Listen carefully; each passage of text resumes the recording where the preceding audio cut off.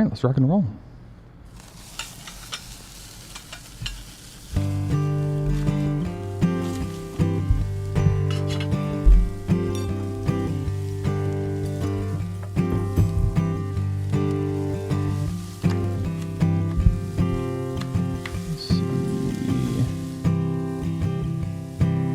But I can still smell that mesquite too. It's nice. Love it. All right, welcome back to Okayest Cook podcast. Right now, the only cooking show on the Okayest Hunter Network.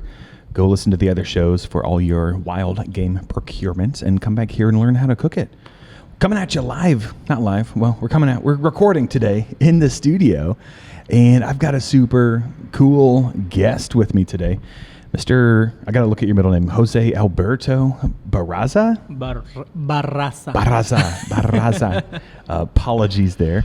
I'm very notorious and for not asking how to pronounce things. Yeah, you need to practice rolling the R's before we get started. Jose Alberto Barraza. Close enough? Close enough, yeah. For an American, right. Yeah. How are you today? I'm really good. Thank you for inviting me. Yeah, dude, thank you so much for being here. And a little bit of backstory. We met at a YouTuber's, just a meetup? Connect. Yeah. I don't know what it was exactly. Yeah. So I was hired to come and photograph the event, and you were there just as a content creator, just kind of hanging out and enjoying the space. And I don't know, we hit it off. I learned you were doing a cooking thing, and I was like, hey, we need to talk. That's why I like going to those events, because it's not the same meeting people like creators in this case, as in person. So yeah, I'm very excited because the first time that we had that type of event, That's awesome. There was not a lot of people there, and we were like 7 or 10 the most.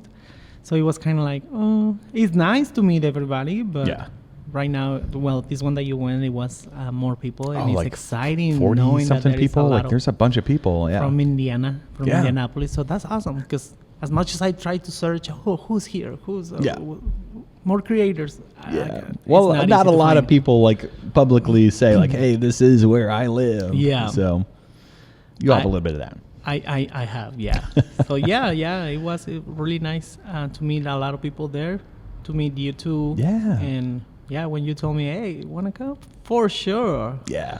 Well, yeah, so you've got a cooking channel called No Way Jose Cuisines.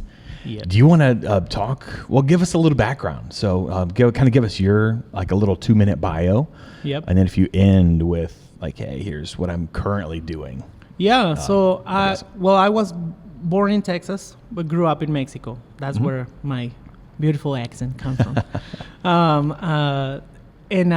So I kind of grew up in a bakery. My dad had a bakery. Okay. It's a family business. We were just working there, not like forced to work, but for fun or for being there. So kind of a Bob's Burgers situation, right? That brought me into food in general, because my parents used to cook a lot there. So we had a brick oven in the bakery. So my dad used to bake there and try to cook a lot of stuff. Just a little closer, sorry. And and just the fact that we were never told no to do it, that was a good way for me to get in the kitchen very young, and all my siblings too. Like, well, not all of them, but yeah. Well, just the fact that you are allowed in the kitchen. Yeah, like put the chair next to the stove so I can help my mom. So that was an important thing, and I think it's good because it makes you more independent, right? But that's where I feel like my love for cooking started, and like I say, I always like to experiment and cook my own. So even if I have no knowledge about the food, I will try to. So that part of me made me, and many other reasons, right, to move here to America. And I wanted to work in restaurants. I tried. I didn't like it. Okay. I don't know. I mean, and then I moved to Alaska, and they told me you were going to be a cook, and I ended up being a dishwasher for the whole time. And I was like, no, I want to learn. So I have a lot of good experiences there learning for more cooking. But then I was like, you know what? The day that I will be in a restaurant is going to be because it's going to be mine. I'm done. I'm done. So after that, working in all kitchens there in Alaska, I moved back here in Indiana because I was here for a seasonal job before. Okay. So I came for several years. Then the pandemic hit, and I was like, oh, I miss cooking. Well, first of all, I moved here, and I didn't want to work in restaurants here. Yeah. I know. Well, Alaska pays really good for. Out. Yeah, Alaska pays really good for that, and here it was like, what? Really? They really pay $9 per hour for that? I was like, no, thank you. So I moved to another sector of the company that I was working for, and then the pandemic hit, and I was like, and it wasn't the same also because I love hosting dinners and having friends over, so I wasn't cooking enough either too. And I remember just posting what I cook on Facebook, and my friends were like, how can I get the recipe and all that. So I didn't start when I wanted. I wanted to start doing this and posting videos on the pandemic, but I was one of the essential workers, so it wasn't a lot of time there. Oh, sure. After pandemic in 2021, I started recording and made my YouTube channel first, and then I Instagram. And then I went to TikTok at the end because I was so against to TikTok. I was like, no, that's only for dancers, for kids, for, So, but then actually TikTok is the one that gave me my exposure mostly. Okay. Like my first viral video was there too. And thanks to that, I started gaining followers in other nice. Platforms too. So yeah, that was on 2021. And I started because of that, because I was missing cooking for people, because I love to showcase what I made, and and just hearing people moaning while they eating my food or telling me, oh, that's really good, that's amazing, that's the best thing, and that's why I was like, okay, I'll start cooking online. But it's kind of fun because I started I used to watch all these ASMR videos. Okay, yeah. And I was like, I want to do something like that. And then I realized it wasn't possible at home, and with all these noises, and I didn't have the equipment and programs and all that to make it super nice. And I was like, okay, let's do that. And I started actually as a long format on YouTube. Okay. And then shorts started getting very popular, and I was like, okay, let's do shorts. Let's do TikTok, Instagram Reels, and that will be better. And I started doing that, and that's when I started seeing the success on my videos as well, and the awesome. Engagement basically. So I quit to long format, and I stay on shorts. And in the first year I got my first viral video, and then viral with 500,000 views. And I was so excited. Yeah, even when I got my first 10,000 views in one video, I was, oh, amazing, right? Seriously, it feels great. Right now, it's how I feel right now, because it's hard to get views out there. Mm-hmm. But then I keep going. I was still working and making my videos. And first thing I started actually wasn't Mexican. I wanted to start cooking international food with a Mexican twist, and that's where the name came from. I gotcha. I was like,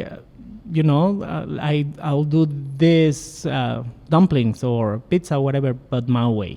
Yeah. And that's how I started. And then I was like, you know what? I would like to start showing how to make Mexican food, but with whatever ingredients you can find as well. Sure. Yeah.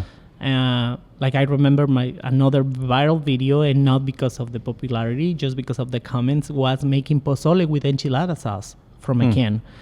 And I did that because when I was in Alaska, I did that for one of the people that worked there. They were like, we want pozole. I'm like, where am I gonna find dried chilies here, man? And then I was like, you know what? Enchilada sauce, everything there. Reading all the ingredients, everything is there. It's actually more flavor there. It's just not as red as it can be, know. And that's how I make the pozole, and it turned out really good. Nice. And then I posted a video like that, just to show up, if you live in another part of the world, or you don't have access to dry chilies, hey, use enchilada sauce. It's more accessible, right? Yeah, there you go. A lot of brands and a lot of places have it. And I remember making it actually for my friends too. And my best friend was like, enchilada sauce, in Mexican. And I was like, silently judging wait you. for it. Wait until you try it. And then, okay. Oh my gosh. So she tried it and she was like, I can believe it. Like, it's good. I'm like, right? And all the shortcut, all the work that you saving here on boiling peppers and everything. And it's cheaper too. And then she was like, you should make them for the other friends. I was like, yeah, I'll make it next time too. So I did it again. No one couldn't believe it. And that pushed me out to start like making more recipes like that. And find a different way with these ingredients or this shortcut mostly. Yeah. Well, with what we can find here, just being central in Indiana. Yeah. It's and mostly tricky. Start focusing on people that is busy. Yeah. I guess everybody likes that. I mean, of course, if you want to learn about cooking, then go to culinary school, right? But people want shortcuts and easy ways to make a whole meal and good meal too. Yeah. So that started working out really good too. And then more viral videos and that. And I don't know, I was like, it's a good thing because I never saw cooking content creation for a living or it was always for fun. And then I started as soon as you start saying payments and partnerships and I was like, oh, this can be good. This could be something. Yeah, but that's fun. It's just how I started and I think one of the things about me is that I don't like to stay stuck in something and I will keep trying different things. Like right now, in my wellness journey, I'm losing weight. I have very bad health issues a few months ago. I think when we met, I was still not in a diet. Okay. I lost 50 pounds after that, probably since then. And right now I'm sharing that like, let's do this dish, but a little lighter, right? I'm in a low carb diet too, so it's kind of hard. It is. Yeah. Why I did that? Because it's some Mexicans, we eat a lot of carbs. And I was like, it will help. I mean, I will have a cheat day, and that's when I'm going to eat my corn tortillas and, things like that. But well, sauces too. We've talked about sauces and how like you can have this really healthy meal and then you add your sauce. Yes. And like that just destroys all the health benefits you just did on rice and chicken and broccoli and we don't eat a lot of vegetables in our diet. It's rice, literally rice, beans, right? A lot of dairy and a lot of meat, but there's a lot of calories there too, which is really good. But so I start changing that part a little bit and start sharing a little bit more healthy content. But still, I post like right now I have a series of enchiladas and I try to make different types, which is there is thousands of enchilada types, and they have corn tortilla. So still, get a bite. If it's not my cheat day and I'm recording, so one bite, this card the rest. That was right. But and I will keep doing that. So my big focus is Mexican food, yes. Awesome. But that's why the name also came from No Way Jose. It's a very popular phrase in America, right? So it's like I'm gonna focus on American people or people from around the world, not Mexicans, because I'm not gonna teach a Mexican how to cook. It's impossible too because it's the regional thing, and also most Mexicans know how to cook. Sure. I mean, and then it's a part of the activities at home, like helping your mom or your dad, and or you are already big enough to cook for your siblings, right? So it's a thing that I didn't want to do, and also in the language, I was like, I don't know. I mean, should I do it in Spanish or in English? I got told a lot of times, your English is really bad. Don't do that. And then I started noticing that people was making fun of my accent or comment things about how I pronounce things, and I was like, this is gonna work. This is gonna help the algorithm and the engagement. I'm gonna stay like that. Comment's a comment, right? Yeah, comment's a comment. And it's bad because, people don't realize that. I mean, when you're putting out yourself that way, even when it's not even your private life, you are exposed to a lot of criticism and things, right, that you don't want to hear. And I remember I was so excited about my first viral video. I remember was the chicharrón with guacamole. I was very overweight there, and it's 10 million views. I mean, it's like, nice. You know how many comments you can get from 10 million views? And it was like, damn, I got the most horrible comments, and it hit me really bad. I was like, I don't want to do this. I don't want to do this. And at the same time, I was like, that's why I don't even talk about my life there, or about nothing else than food. But people judging your hair. Oh, better shave your hair. That's ridiculous. I'm like, let me be. I'm cooking here. I'm not being a hairstylist here. Yeah. So it's kind of weird. It really hit me really bad. But then talking with a really good friend, big creator, he was like, you know what? You need to stop saying your comments as a comment. Like, look at it as a 1 more cent. I'm like, well, yeah, that's a good way to look at it. The more they comment, because I also used to fight with everybody, trying to be careful on what I say, because my account could be banned, but them not, right? So I was like, what should I say? And I used to reply to everybody. It's like, cause in life, I'm like that too. I won't stay quiet. I will talk back. And he was like, you know what? I need to stop that. That was very, very, not very toxic. And I'm like, let them comment anything. You're not gonna have anybody happy. Yeah, just say thank you. Thanks for your input. Someone is gonna be, oh, thank you for enjoying. Thank you for comment. Thanks for helping my algorithm. Yeah, thank you for helping me. But sometimes, especially when the profiles are public, I like to have fun doing that. I'll go in and look at your pictures, and if you're judging my hair, hey, I'm gonna judge your eyebrows, or things like that. But it's kind of fun in that part. But you know, no one taught me how to be a creator, and it was just with the flow, and hearing that from advices from creator friends was really, really important, because I was about to quit at that time too. And it's hard. I mean, there is many things, and one of the most important things as a creator is your mental health. Oh yeah. And it's if you're not in a good headspace, you're not going to generate good content. No, you're not going to generate content at all. Yeah, I've been told many times, oh, you are not yourself in the camera. I'm like, no, because this is not a comedy show. Because we got the lights, we got the cameras. I'm a cook. This is not real life. I don't know. I want people to focus on my food. If it's good. I mean, at this point, I'm not interested. Like, if you don't like it, that's fine. I mean, people is gonna stay if they like it. I'm not gonna force anybody. Well, that's the thing with the internet. You're not gonna make everybody happy. Nobody. But you've got your core in life following. In general. Yeah, it's true in life. Yeah, I think But getting your core group, and that's who you're creating for, is those positive comments, those people that come back saying like, oh, I made your dish, it's been crazy cool, I absolutely love it.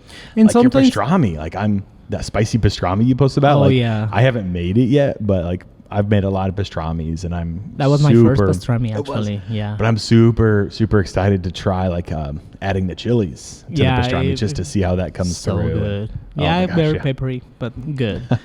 It's really fun. I mean, you don't realize as well, in this last meeting that we had with the YouTube creators, I was like, and people don't realize that too. They're like, hey, don't worry, you have 10,000, 1,000 followers. It's good enough. That will. You just need to create your own community. And that's enough. You don't need more than that, because if you put those 1,000 people in a room together, that's a lot of people. It's a lot of people. And you don't realize that, right? It's same for the views. Hey, 1,000 views. Just think on who's watching your videos. Yeah. You're being seen in another part of. You don't have an idea. So that's pretty cool. And I stopped worrying about following too, and that part, after then the TikTok ban happened, and TikTok was my biggest platform. I was kind of like, yeah, it's not gonna work. Losing hopes a little bit, and many other things happened. I will say that I took the last year as a rest mentally. I was still posting content, but not as often as I used to, because I used to post one video every day. That's crazy. When I started. And it's very consuming. It's very consuming and expensive too. Like, if you are especially cooking while you are not eating, it's just crazy, and don't realize that the time that you put it there. Like, people think like, oh yeah, of course there is another creator that boom boom boom boom pop, but it still takes time. You're a one-man shop, right? I do everything. You set up myself. the camera, you edit, you cook, you do it all. Myself. You plan. And then I remember, there is only 2 platforms. And then when I got a third one, I was like, one more. Now I'm 5. And I was like, wow, no, I don't want to do one more. No. And you got all this invitation of, do you want your own website? No, I don't want nothing. Like, I just want to put my content out there, and that's it. If it comes something good out of it, that's fine. If not, like I say, I started it for fun, and it's a good therapy for me. That's good, yeah. I love cooking, and that's what I do. Well, that's our goals here. Like, as long as it stays fun, we'll keep doing it.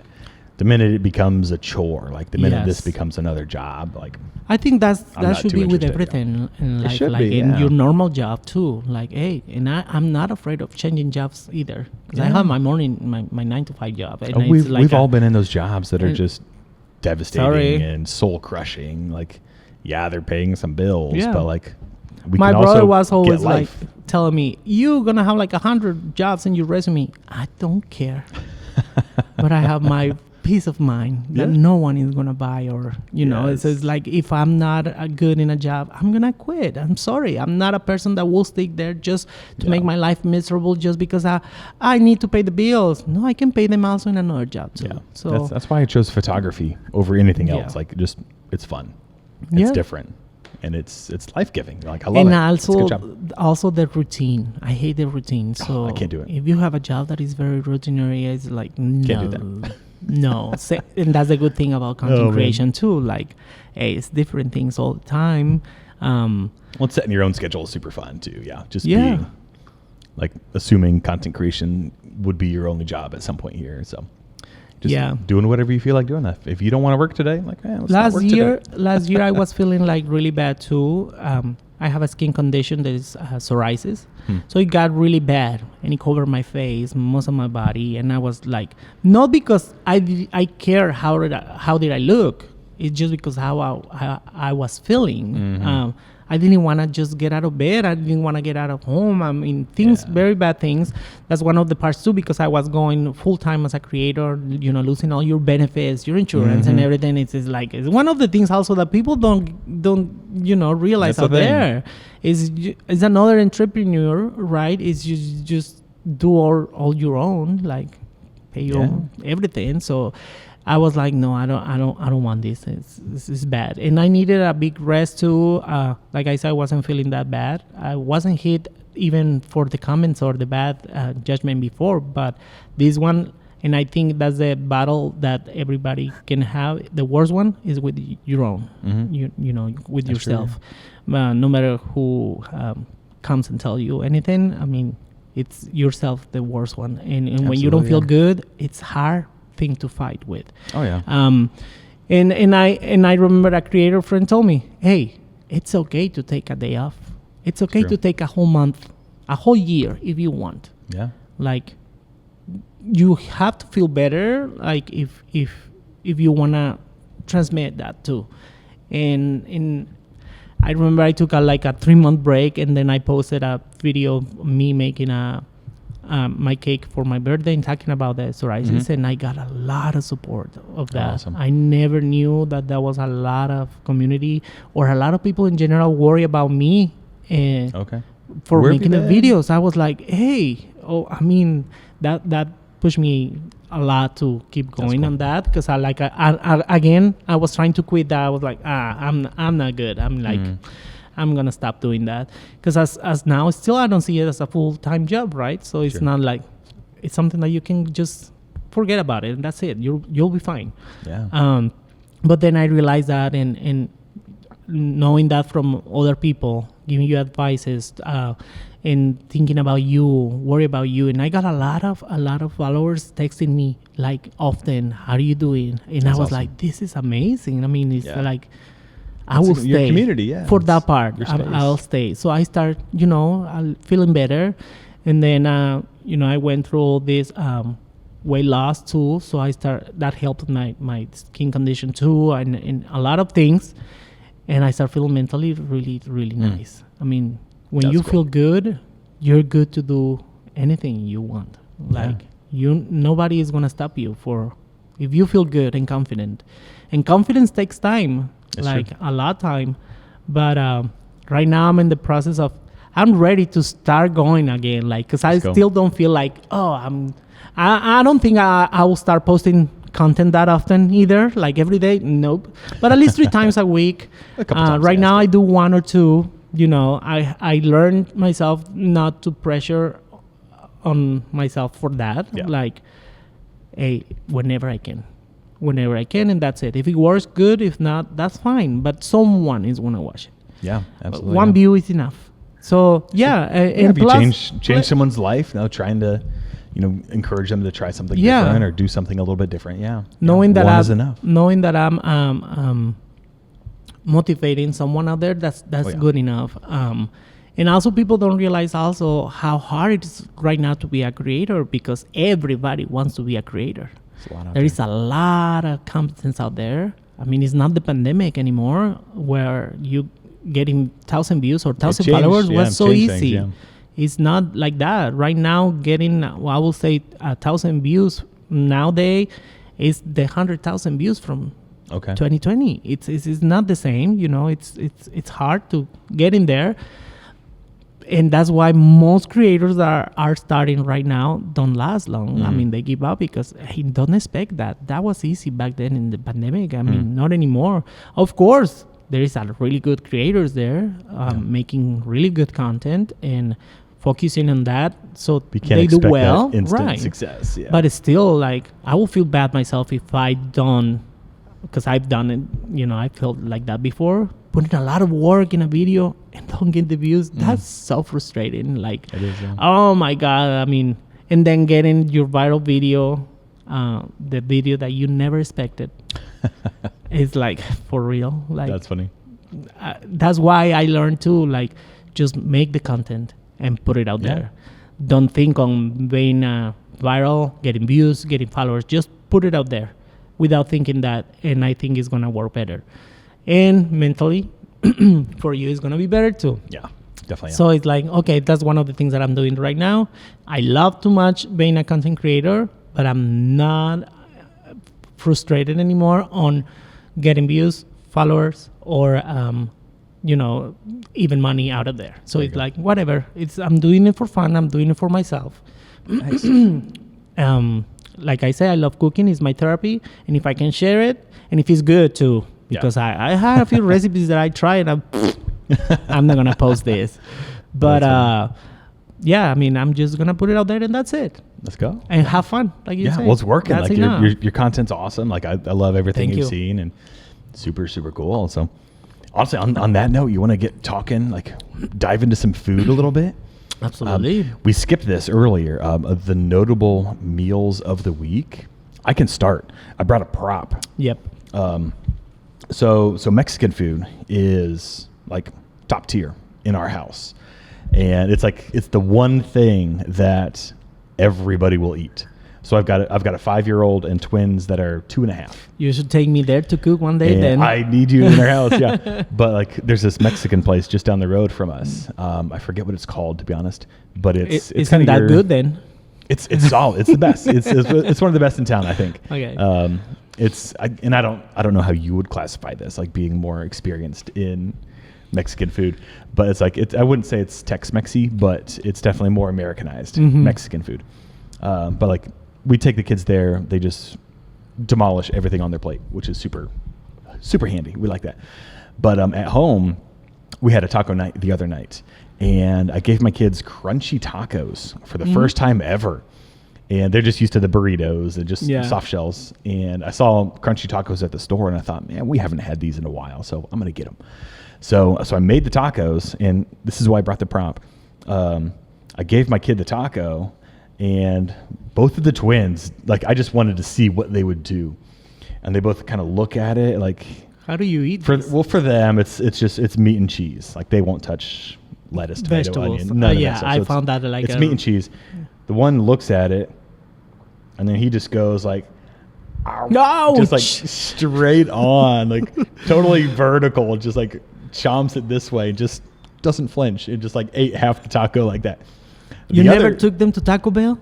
Not for a crunchy taco. They always get the soft. The other twin looked at it and just went like, right in the middle on the like dead center, like just the bottom of the taco, just like going for that meat, but just he bit it like broke in half and spilled everywhere, and that caused some issues. I mean, if you can teach them how to eat it, that's good. But if not, it's better that they find their own way. Find your own way. Just eat it. But I don't care how. Just eat it. I thought that was phenomenal. At least they weren't eating with that silverware. Yeah, I've seen that. Use their hands. I've seen that. How do you eat a taco? I know. But my thing that night was I made my food, and sometimes we'll do tacos. Like I'll make a taco, I'll make a burrito, but more often than not, my wife and I find ourselves just eating like a taco salad. Mm-hmm. So let's do the chips, lettuce, the meat, the cheese, and all that.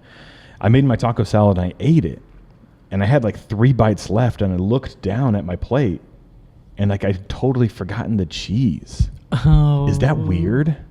It is weird. Is it bad? That because American people need the shredded cheddar cheese in there. but I didn't miss it. Like I ate it and it was phenomenal. And like at the end, I'm like, it wasn't. It just shocked me that I forgot to put the cheese on my taco salad. And I'm like, crazy. I don't know if that's good or not. It's crazy. It may be, but like, is it bad that I don't miss the cheese? Like, I don't know. It's crazy because what do you guys think? If you ask me, I love, and I posted a video about crunchy tacos, and I made like a cheddar cheese seasoning to coat the tortilla, the crispy shell. And then I got a lot of bad comments about it. You're Mexican. How dare you making that? And I'm like, please. I love that. Like, nice. One of the weird things, I love Taco Bell. Yep. Not early. Gotta be late night for me to, enjoy it.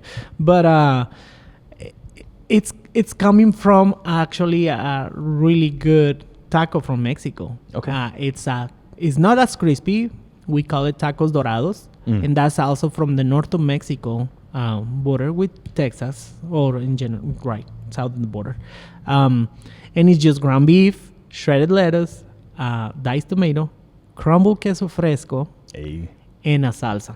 Okay. Avocado if it's good. But that's what it came from. Love it. That Taco Bell, actually, or whoever brought it here. They changed the cheese. Yeah, changed the cheese and the meat a little bit. And, but I mean, we don't have cheddar cheese in Mexico. No? It's not like, but I mean, I like trying new things, and I enjoy American food too as well. Like, Thanksgiving is like, I don't care. We're Mexicans. We're not making tamales on Thanksgiving.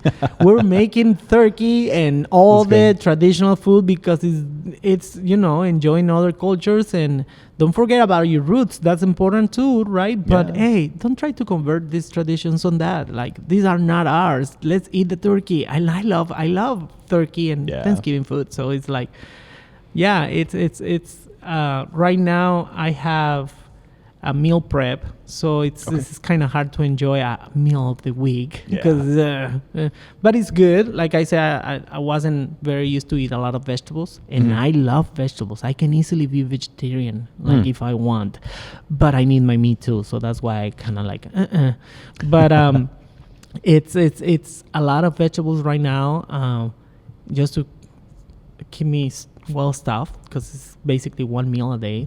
Just with this injection is kind of crazy, but good. But I still got a lot of protein, a lot of steak, a lot of chicken, a lot of fish. So it's kind of but I make that. I don't know if you saw that video, but I made a taco salad with sesame. How do you call them? Oh, I forgot. Yeah, I don't think I've seen the video, but it's we can pull it up. We'll post rice paper. It right here. It's rice paper. Is that the one you put in the microwave? Yeah, I did see it. Yeah, so it's you'll find it in any Asian stores, and I enjoyed that a lot too. So it kind of like shrinks. It's crazy. Itself. Yeah, just watch the video. Yeah, it's super, super wild. And so that's a good way for you to make a taco salad. It's like it's better, not fried tortilla. That's where I come from with that, making something a little bit more healthy. That's cool. For that part too, like I don't wanna share how bad I was feeling about my health, so and I know it's bad, like when I posted the chicharron video, like who is the pork here, you or the meat, like all those comments, and I actually never care how I look or anything else. It's just knowing that people really can feel what you feeling, or you can actually push people to do what you're doing as well. So it's kind of, that was important. I was like, I'm not giving a good message here. So it's like, let's change a little bit. And so it's gonna be fun. It's gonna be fun. My meal of the week is gonna be like what I used to eat, but a little lighter. There you go. And I don't know, it's fun. It's fun. Love it. Yeah. So when you're not cooking for yourself, where do you like to go? I know there are a lot of these quote unquote American, not quote unquote, but like a lot of American Mexican restaurants tame things down. Yes. They don't, I don't know necessarily. I mean, they tailor it for us. For the stereotypical American who doesn't like spicy food. We don't like weird things, air quotes. So I think that is the same thing for everybody who likes to cook or chef or whatever, right? You don't go to somewhere where they make the food that you can do better. Like you don't go there. You're gonna just spend money and get out there angry because you didn't like it. Especially all the mixtures of regions in Mexico and how most restaurants have here. I don't know. It's Americanized. I won't say I don't like it. I love it.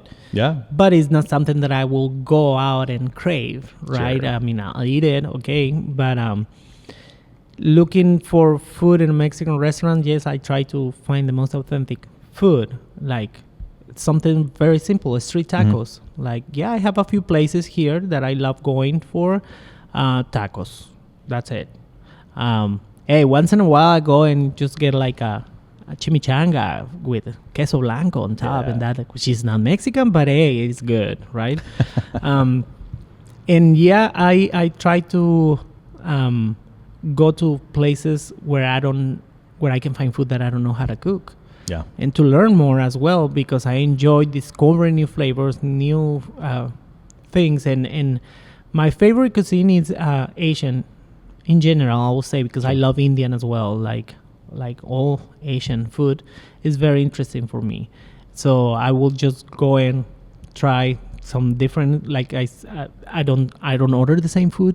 If I go to a restaurant, I will try to order something different every time.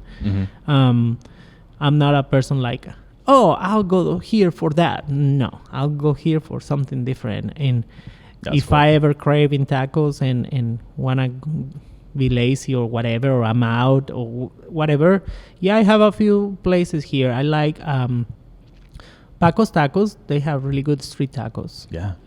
The tripa that they have there is really good. Okay. And I have La Guanajuato.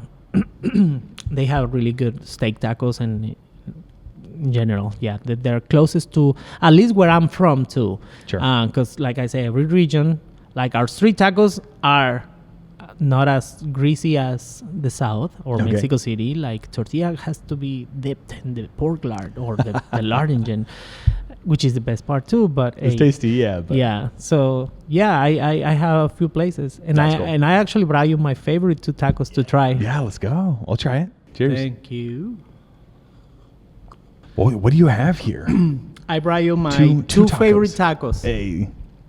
I don't know if you ever had them before, but you're gonna have them right now. We'll see. It's kind of a blind tasting. Yeah, it's not blind. I can see what I'm eating, but I don't. This one is easy to the eye. You can tell it's meat, right? Yeah.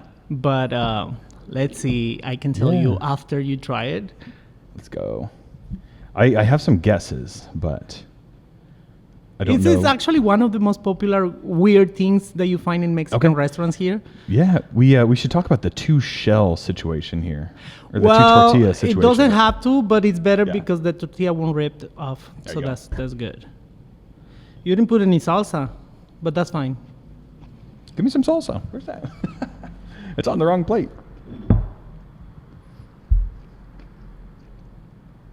You say this is hot salsa, or? Yeah, I made that one, so it's. Yeah, I won't ever buy salsa. Nice. They're not even spicy, and Love it. you even have problems here with the peppers being spicy, so it's kind of hard. Yeah, I've heard that they're just growing them less spicy. Yep. Because Americans. Yep. One time, I met these people with that was working in the field. That's salsa. Oh my gosh, yeah. Yeah, this is solid. Yeah, absolutely like it. What do you think? The consistency, the flavor, what? It's very similar to meat, right? Yeah, but it's definitely meat. I'm gonna say it's some type of organ. Not really. It's actually a muscle. Okay. It's a beef tongue. It's a tongue? Yeah. Okay. It's a beef tongue. That piece I got it. Yep. Of course, when you see the beef tongue, it's like super weird, nasty, disgusting looking, but I give to a few friends without telling them what it is. The way that I like to cook it is slow cooked or overnight. Yeah. And you shred it. The texture is instead perfect. of dice it like that. Yeah, the texture. Yeah, a lot of times with tongue, I do deer tongue a lot. I try caribou tongue. They're just tiny. This is the problem with deer. And moose tongue. But yeah, if you don't cook them enough, if you don't get that tough, the skin, it's really tough. It's really well. It's good to cook it with the skin, but it's low, and then you peel it off. So you want to keep all the juices we don't there. Eat the skin. Yeah. Yeah. And then just peel it off after. Yeah. That's good. But what I like about tongue is there is no fat. There's a lot of collagen there. Yes. So it's a good there you go. thing. There's some taste buds. And people is just afraid just when they look at it or they hear about it, but it's taboo. It's one of my favorite meats. It's really expensive right now, which is a bad thing. Oh man, probably because it's more popular people now. Are catching on. Yep. I remember it used to be the cheapest, one of the cheapest things before, but well, it's really good, but it's perfect. So what I do usually, I put it in the crock pot all night. Salsa, jeez. Also, you like spicy then. Yeah, that salsa is very spicy. That's super good. I think that's the best part of the taco too. Like if you don't complement the taco with a good salsa, you screwed there, and that's what happened. Like you said, my first bite, it was a little boring compared to adding the salsa. And the lime is actually, the acidity there. It's really needed in the taco, no matter what. Yeah, that was really good. Good. This is a weirder now than that one. We like weird. This is also one of my favorites. Okay. Well, besides the steak, right, that most popular thing that everybody eats, these are my two favorite tacos. So these again, I have some. You can tell right away with the looking, right? I've got a guess based on the way it looks. It's some type of pipe. It's some type of pipe. And I'm guessing it's not calamari. No. Well, this is the Mexican calamari. There you go. I love it. All right, let's see what we got here. That's another thing that you have to cook patiently for a good consistency. If not, it can be very tough. Yeah. But the flavor is not that bad, isn't it? No. I mean, it's good. It's like chicharrones. It's that's kind of the overall I like vibe. To cook it a little bit more in the flat grill or in sear it a little bit more, just for a little bit of crispiness. But it's a tripa. Okay. It's beef intestines. Yeah. There is also a lot of taboo there, but it's one of the most popular things there. Oh my gosh, yeah. I mean, if you like brats, let's be honest, you're already eating this. Yeah, it's really good. Oh man, yeah. You can eat it in many ways and cook it differently, but most people like it also soft, just boiled. Okay. The fried is really good. Or boiled in the pork lard, actually. Okay. And but no, I like a little crispiness there. Yeah. It's still good. I mean, I'll eat it even if it's soft, but yeah. Yeah. Yeah. Again, very very taboo. Just. And those. I mean, if you think about what this organ, awful. I don't know how do you classify what this is? I don't know. If you think about what it does, it's kind of gross. A lot of cultures think that the organs are the most healthy part of the animal. They are. So it's That's where weird. That's where all the nutrients are. That's where, like I said, all the collagen, all the vitamins and minerals. Like, yes. It's all It in makes the me so organs. happy when I see American people trying this type of things because they're very used to only to the meat. Mm-hmm.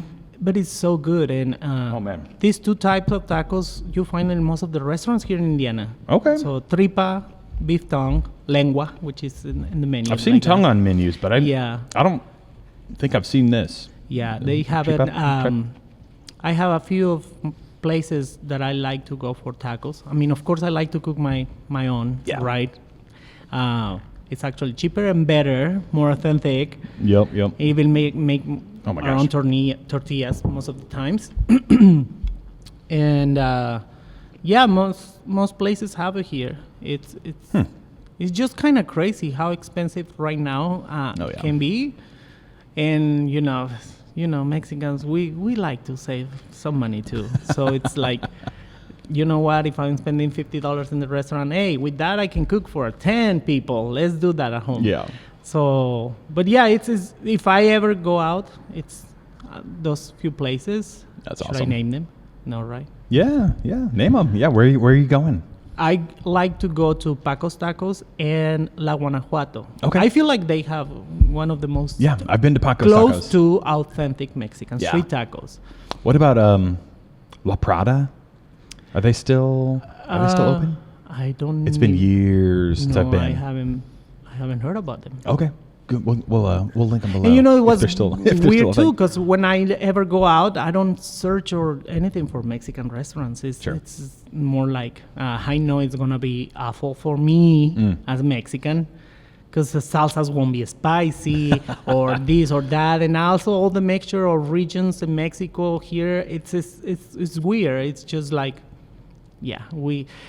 if you've seen Mexicans out of the restaurant, it's just they don't have a time. They just like to spend money or something, because it's not like something close to what we actually That's funny. eat. And I feel like that's with every culture and every race in the world. Like, Gotcha. if you eat your own food in America, it's gonna be totally different than originally there. Yeah. So I remember Absolutely. these friends from Taiwan, and I'll take you to the best, when I was in Alaska, to the best restaurant here in Alaska, Thai food.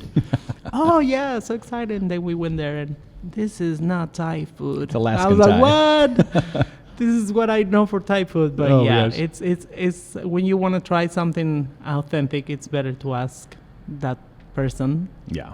if absolutely. they cook it better, right? But that's what I actually do. And Love it. when I go out and try to eat something that I don't know how to cook, something that it will be hard for me to find or to make, Yeah. because I'll get angry when I don't like something.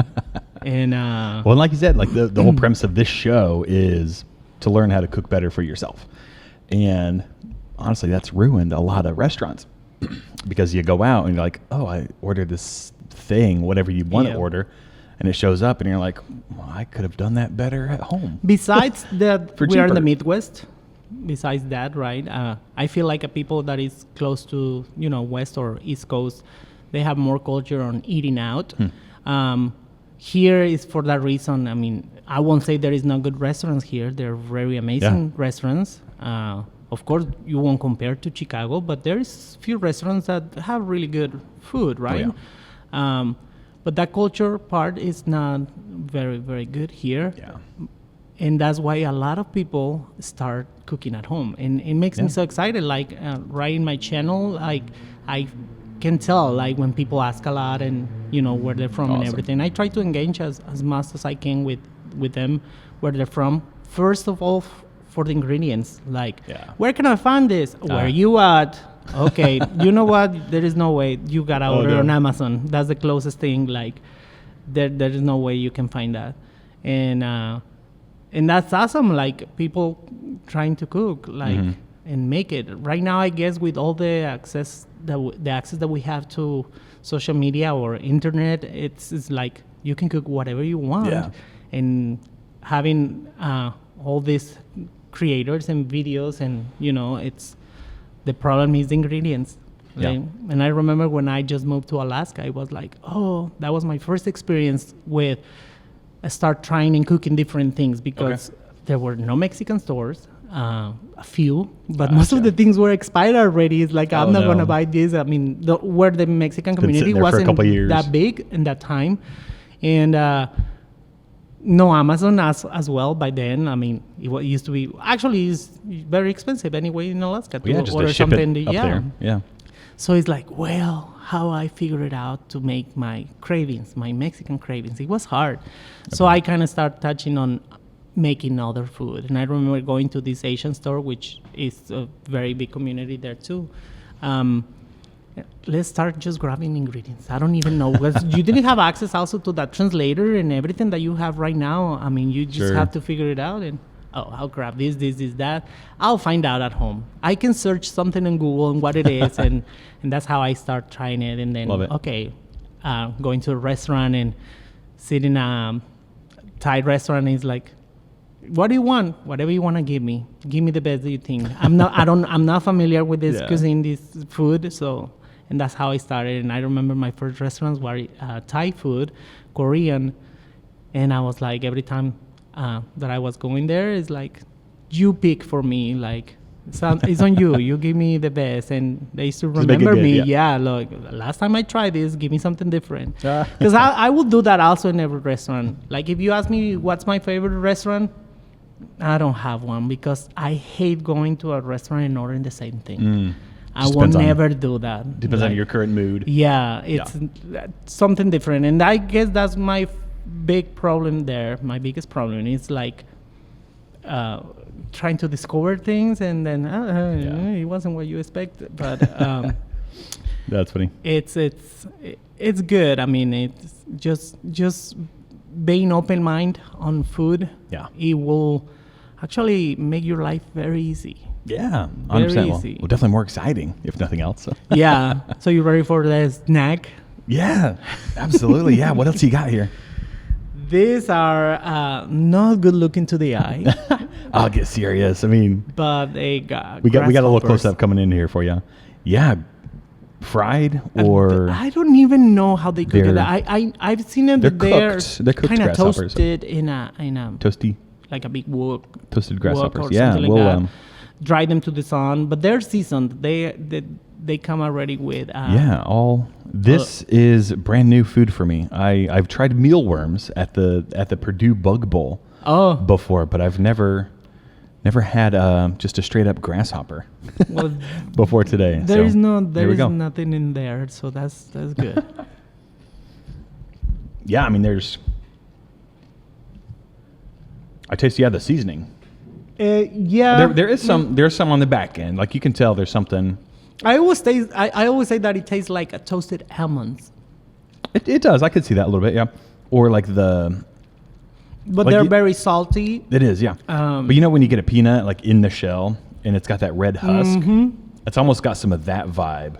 And that will stay in your tea too. Yeah. But it's almost like kind of grassy too. Yeah. So grassy, and I think I saw in the bag it was like chili and lime and salt powder. I don't know if it's I mean there's really nothing to it. I mean it's just it's a taboo thing. Yeah, because it's an really insect, good. But I would you can make salsa with them. You make a regular salsa and just put it there for an extra smoky flavor, or what is really good too is to crumble some over your guacamole. Yeah, it's really good. Quesadillas inside quesadillas. Yeah, really it's going to add a bunch of texture to dishes like that, like just straight guacamole and chips. And I mean, just because they look weird, but they're not that bad. I feel like they're really good. And I love it because they're getting more popular now around the world, actually. They're very high in protein. Very high in protein, very easy, like, I guess, per pound. Yeah, and like now it's very easy to find them. Way more sustainable for the environment. Very easy to find them now. I mean, you can go to Amazon and find them there. Not as expensive as you think they will. But I feel like it's one of the most, I guess every country has very bizarre or weird things, but for the community there, that it's very popular. What's our bizarre weird thing here in America? Just high fructose corn syrup. That's probably in Indiana, red number isn't 40. It? I know, red number 40. That's what America is contributing. But no, that's good. Like I seriously would sit and just like eat that like popcorn. Like watching a movie or something, I could just. I will say it will be very expensive for you to eat only that, but you can pair it with something else. But yeah, it's really good. Like when you like a snack for when you drink it. Yeah, it's good. Like you said, a garnish. For something.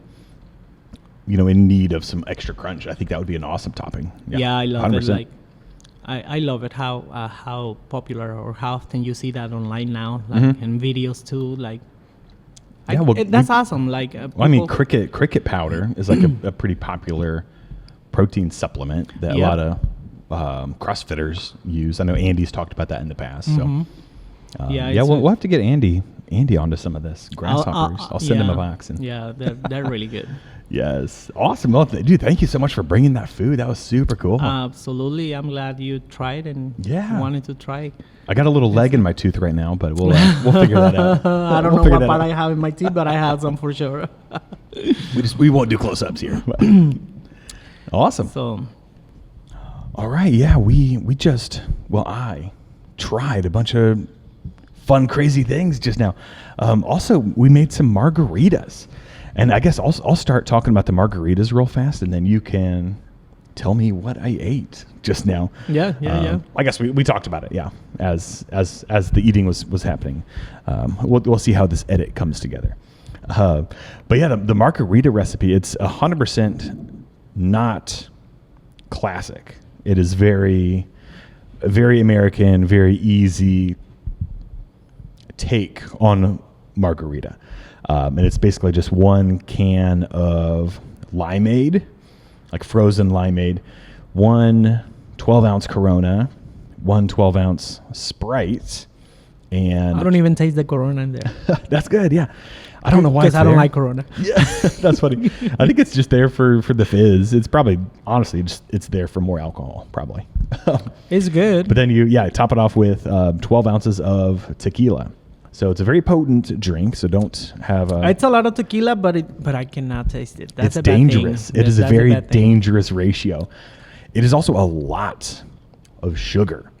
And to be honest, this is the first time I've made it with Sprite Zero and Corona Light. And it's not as good and this is the as first the time full sugar version, but... And this is the first time for me trying having sugar after 3 months, so it's good. Yeah. No, just kidding. No, I have still my cheat day. And this is your cheat day now. So it's like I said, it's not a classic margarita, but it's a good margarita in my opinion. It's actually how margaritas in Mexico now. If you find frozen margaritas there, is just because the Americans that go there because it's in margaritas in Mexico is just on the rocks. Like this. Yeah. I don't like it frozen. I like it. I don't like it frozen either. Yeah.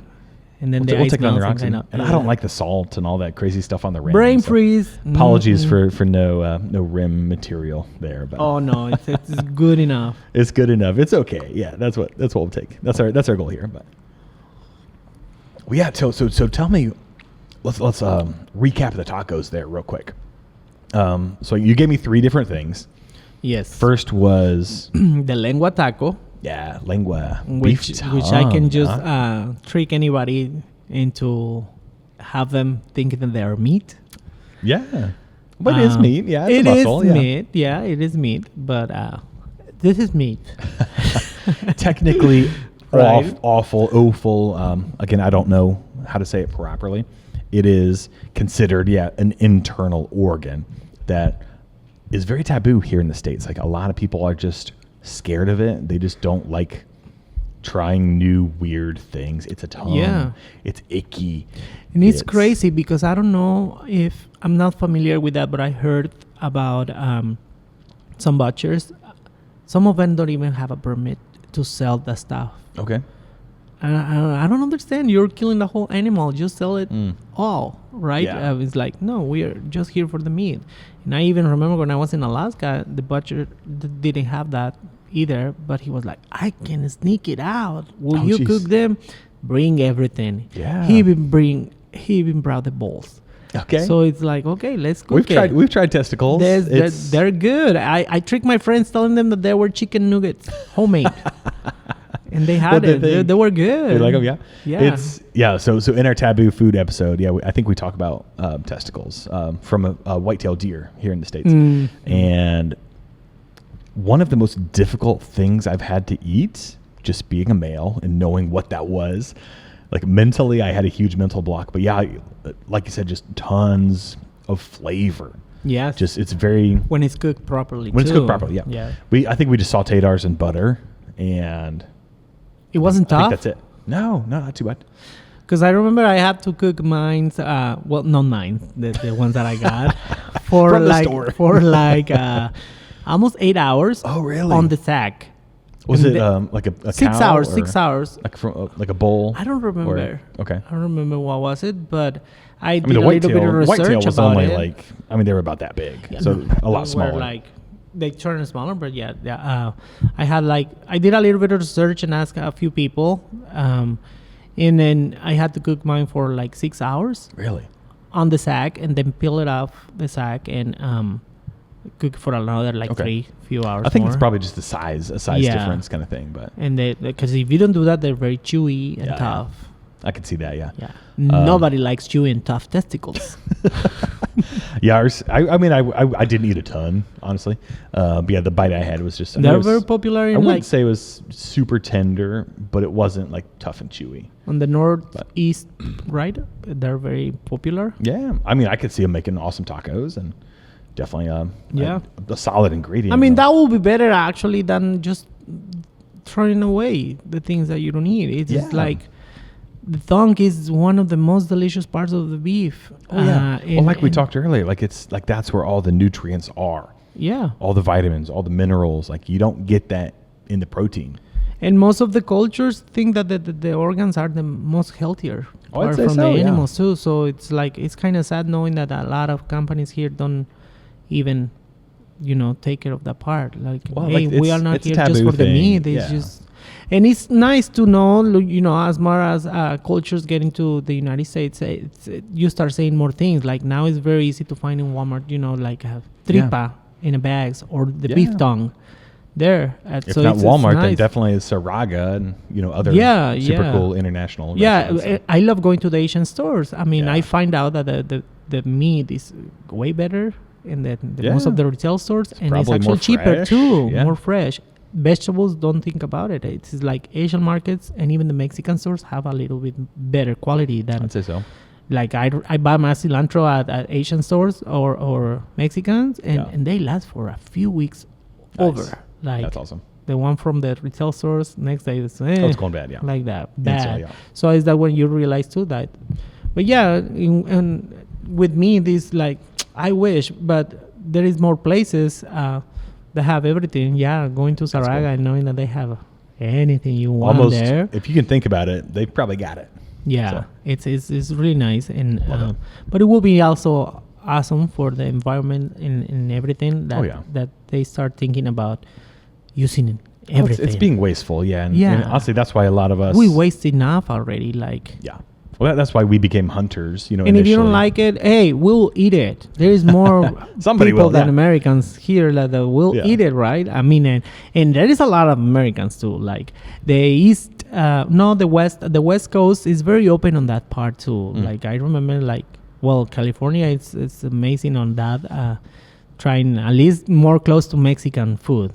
Probably because in the influence of Mexicans there too, but Alaska or whoever hunts in general, they try to use the whole thing, and the natural resources and take advantage of all of them.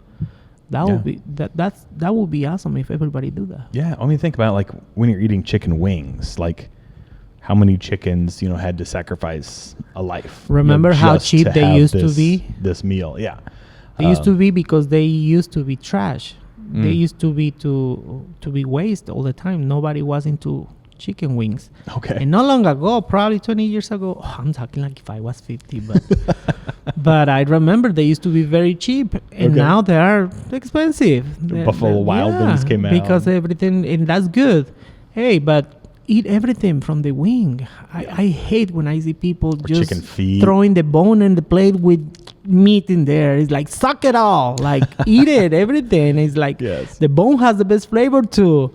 Yeah, that's where you get into collagen. Like, that's why most of our knees hurt, because we're not. The tail from the wing, all the collagen there, and then just throw it away. But chicken feet stock, all the things. Yeah. Yes. Oh, livers and gizzards and hearts. Like, it's all very delicious food. Yeah. But I just had my friend's mom making. She was visiting, and she made the chicken feet soup. Oh, yes. Oh, that was so rich good. And just decadent, silky, and oh my gosh, yeah. A lot of collagen there. Yes. Well, Taco 2. What was in Taco 2? The second taco I tried. You said Mexican calamari. You had the Mexican calamari, yeah. You had tripa. Yes. Tripa. Beef intestines. Yes. And that's another thing that is actually really good. Those are my two favorite tacos. Besides, of course, steak. That whatever. Everyone likes steak. But steak doesn't count as we all know it's a top one, right? Yes. But that tripa, it's one of my favorites too. I mean, texturally, very. It was crisp because you said it was fried. Yeah, also tender. It's boiled first. I boiled them first, and for long hours, just is not tough. Mm-hmm. And then I like to put pork lard and fry them a little bit there, so you get some crispy, more texture too. If not, it will be very soggy. It's weird. It's weird to think about and say, but just the shape was it's texture on your tongues. Like the shape of a thing matters, and just the fact that it was they're little circles, like little chunks of calamari, like SpaghettiOs kind of thing. Yeah, most restaurants chop it, any kind of, on the inside. It can be outside crispy, but the inside will be always soft. Yeah. And but it was good. It was pleasant. I liked it. I'm glad kind of a weird taboo thing to think about, but I mean, if you tell somebody, hey, tripa, where the poop comes from, they won't eat it. Well, if you say tripa instead of intestines, let's start there. And those are my two favorite. I actually have the recipes there too. Yes. If you ever want to try it, we can link to videos. Yeah. And I brought you chapulines or grasshoppers. Yes. Yeah. And these are not where I'm from, because I'm from the border, from the north of Mexico, northwest. No, northeast. Northeast, yeah. I'm from a little town. It's called Vallehermoso, beautiful valley. Okay. And that part of Mexico, it's more, I won't say Americanized, but it's very different than the south, of course, or the center of Mexico. So those chapulines are very popular, like Oaxaca, for example, like that part of Mexico, and it's really nice now knowing that they're getting so popular around the world, or even here in America. Like you find them in Amazon. You can get them in Amazon, and they're not as expensive as you think. So it's a very good snack. Crazy high in protein. Pound for pound, just infinitely more sustainable. It's just a weird looking, but it doesn't taste bad, right? No, I mean it tastes like what it was seasoned with. It didn't have much of a flavor at all. Like there was some grassy elements, like when you exhale. Who was talking about that? We did an episode recently with a chef, and he was talking about how you smell and how you taste, and how when you exhale after eating something, that's still part of the eating experience. And I'm sorry, I forget who said that, but when I exhaled, after eating that grasshopper, there were some grassy elements there, but it wasn't off-putting. It was still very much. It's a crunchy thing that tasted like salsa. Tasted toasted almonds or toasted nuts or something like that. Yeah. I think I said when I was eating them. Because it has a nutty flavor there too. It's almost like when you eat a whole peanut in the shell. It's like it kind of reminded me of like the flavor and experience of the red husk around the peanut. So, yes. But yeah, very mild. Like it wasn't gooey and icky like all the insides. No, I was like, I want you to try something. I will bring you something, but I don't want to be like super weird. Like you're American. It was weird, but it was good weird. You're a hunter, so you are more open to try new things too. So it's like, hey, he probably had it before, but if not, it's not gonna be nothing crazy. So I knew you were gonna be okay with that. Yeah, I really appreciate you sharing your favorites with me, and the grasshoppers was a super fun surprise. Like I love that. Good. We definitely talked about insects, on our taboo episode, and I would love to dive more into insects and all that. Like I love Alone and all those survival shows. Oh yeah. People are always eating worms and stuff. It's really fun now because you can find them online now everywhere. Yeah. It's back in the day it wasn't that accessible, but so go to your backyard. If right there. If you ever want to experiment or try it, it's like it's so easy to find them now. So it's good. Yeah, well, just lowering your guard, experiment a little bit, try something new, something exciting, something different. And that's why, like you said, going out to restaurants that can do food that we can't necessarily do at home or don't want to do at home. Like I said, if I don't want to prepare some intestines, I can go buy them at a restaurant. I learned that in a book too, and it said if you open your mind simply on food, it will help you on life in general. Oh, yeah. Like I say that exercise that I did a few times in a restaurants to just go and sit and tell them, just bring me whatever you think is good or whatever you want me to try. Surprise me. Love that. That's a good thing to do because, of course, everybody in the restaurant want to sell the best part, right? The best dish or whatever. But also, I mean, just open your mind on flavors too. Yeah. Like, you've got your own expectations based on what you think you like. And you're setting these expectations saying like, oh, it's a plate of grasshoppers. Like I know I'm not gonna like that because it's an insect, and I've never had insects. So I'm scared. What's weird? I was a picky eater when I was a kid, like bad. Okay. Oh, I don't like diced tomato. I don't like this. I don't like that. And even as a teenager, still I was like a picky eater, and it comes to everything with where are you at as well, or who are you hanging with? Because I remember when I just moved here to Indiana, I was just hanging with, Mexicans, eating just Mexican food and everything. And then after that, I moved to Alaska, and there were no Mexicans there. And I was like, this is awesome. Now what? Like, later, at first I was so like, what am I going to do?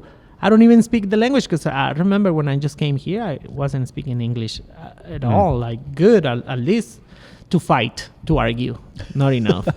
But and then I started hanging out with these people from Bulgaria, from Taiwan, from Malaysia, and a lot of people from Europe. And I was like, okay, let's try. This Korean lady that I used to work with too invited me to her house with all the other coworkers and having food that she made authentically. Awesome. Oh, I was like, I'm here. And that's where I tried first time sashimi or raw fish and many things that I was, like I said, my roommate was a hunter too, so it was my first time butchering. Alaska for me was a good cooking, food learning in general. And it opened my mind a lot on that's awesome discovering things. It was amazing. So yeah, I remember butchering the caribou for first time. It smelled so good. It was organic, so good that fresh. I told my roommate, you know what? It smells so sweet that I want to try it just like that. Try it. So I just shave a little piece and eat it, and it was so good. And that's the best meat I've tried before, like caribou from the wild, and there in Alaska, and and many other things too. Like I say, it helped me a lot to open my mind on my culture, which is amazing and beautiful. But at the same time, it's like you are not there. you are not in Mexico, so get more familiar with more things. I mean, yeah, I'm not gonna go travel the world and look for tacos in other places, right? So it's like, and that's frustrating for some people too, because some people don't even eat nothing else, and when they travel, it's like, why am I gonna eat? And it's like, well, anything. Where can I find my thing? Yeah. Yeah, and it's like, yeah, I think it's a good thing to do, and it will make your life very easy. Yeah, embrace the culture. Yeah, just. Yep. I love that concept to just ask, what should I order? Like, just give me something good. Yeah, something you like. Something. Just tell the server, surprise me. Yeah. Surprise me. Give me your favorite. Yeah. And it's a lot of pressure in there too for the server. Yeah. What's the chef recommend? One thing I will always say too, just don't bring me lamb. No lamb? I don't like it. Okay. It's a childhood trauma, I believe. But I've been working on it. I tried in a Greek restaurant and it was amazing. Yeah, I didn't taste it. I had to ask the cook what it did. I mean, it tasted like beef. Are you sure it's lamb? But then I went to this Brazilian steakhouse and not as good. I cried of embarrassment. I was like, I don't want to puke here. Like I will hate that. And then I tried in a Middle Eastern restaurant too, and it was okay. Still very. I mean, most people think, and the best chefs of the world say that is the best meat, right? The most flavorful meat. But that characteristic flavor is the one that I cannot. If you've got some trauma, it's going to be tough to get over that. I've been working on it. But you're working on it. And that's awesome. Yeah. Yeah. Because liver's that for me. Like I don't necessarily have trauma, but it's just. It's a strong flavor that I still haven't learned. I need to cook it for you. Yeah, I'll try it. Because I don't like I try to take the iron flavor out. Yeah. I like it very kind of crispy. Liver and onions is the best. Yes. It's one of my favorite foods. A few dishes that I really like with liver, but it's very, very few. Yeah. But at least you're working on it. I mean, you like it. So that's what I'm doing. It's like my friend is like, so you can eat spiders or anything else, but you won't eat lamb. I'm like, I had before. Yeah. I just couldn't do it. I mean, it's not fun as a kid coming to your house and saying that your baby lambs killed. Oh, jeez. Because you thought that they were your pets, and you don't realize that until you grow up, right? You grew up with that trauma all life, but seeing the skins hanging and all the blood on the floor, and then the heads just like that in the freezer, and then your mom like, eat it. Oh no, it's not fun. And I believe it is a trauma because my other two siblings that they used to own the pets. They don't like it either. Yeah, it's tough. So, and I feel like that like I say, and one time in therapy I talk about it, and it says it's actually it's related to it for sure.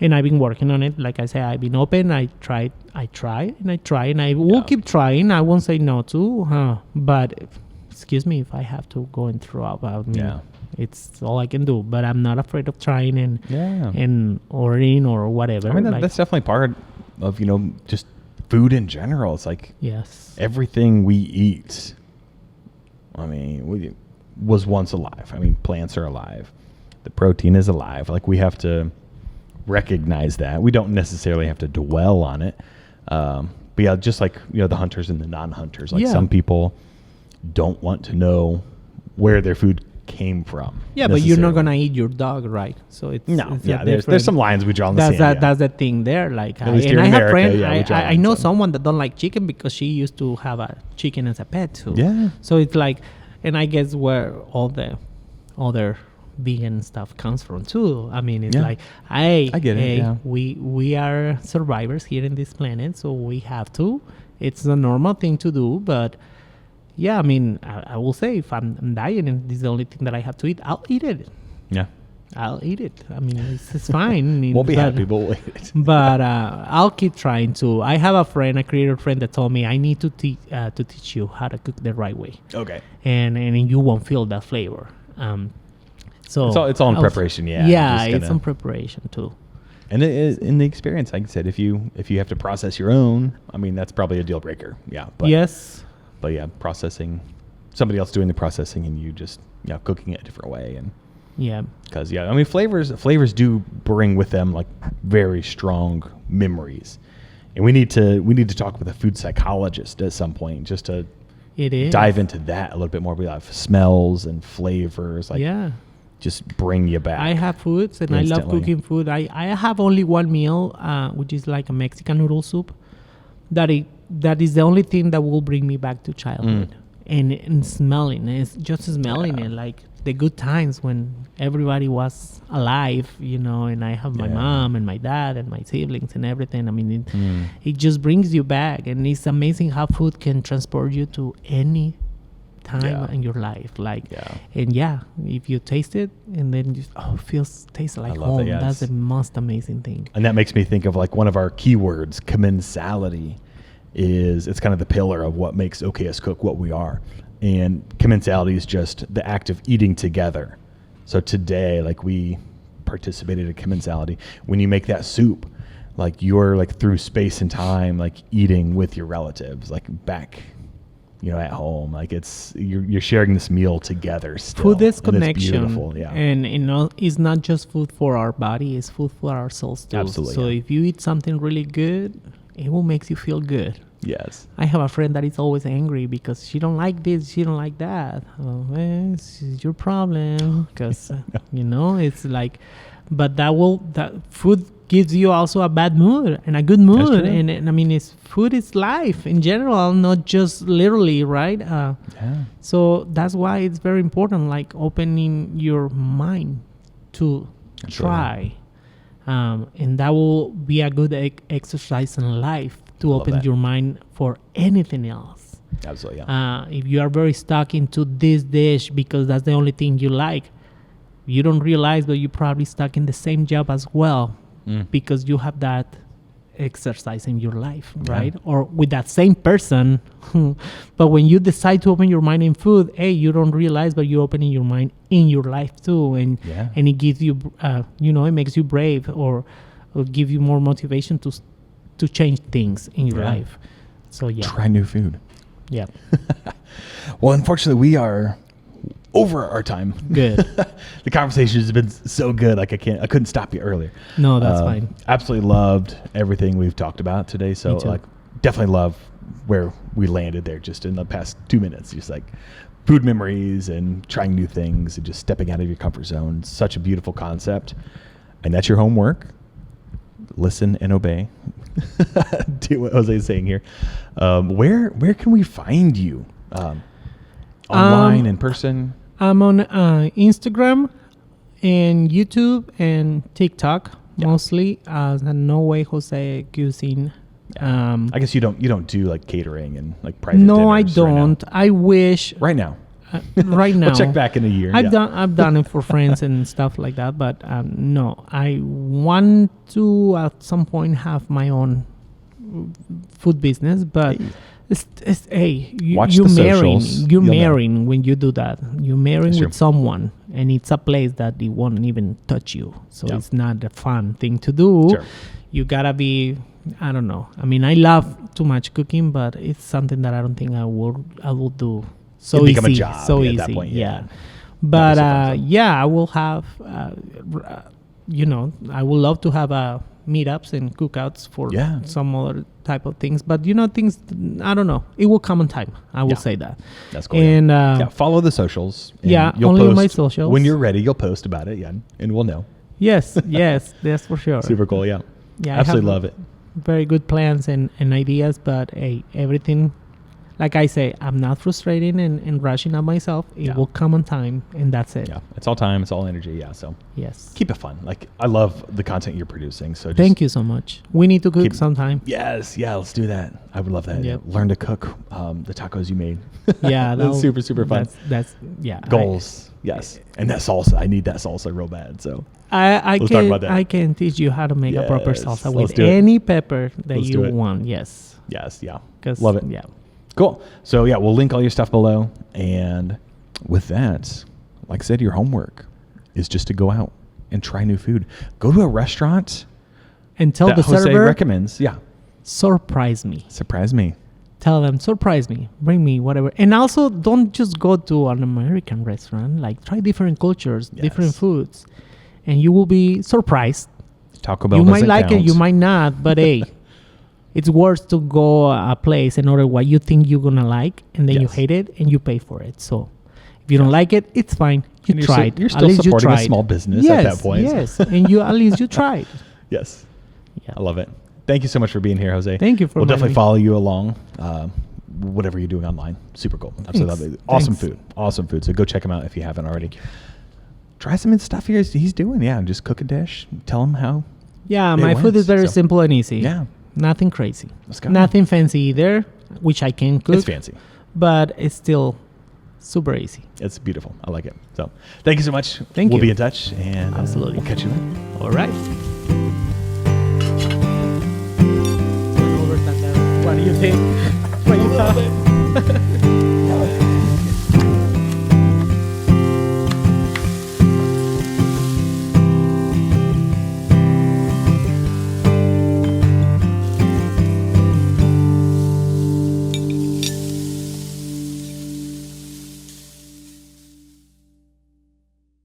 Too slow. Go ahead. Yeah. Oh, that's cool. It's a little off center, but pretty.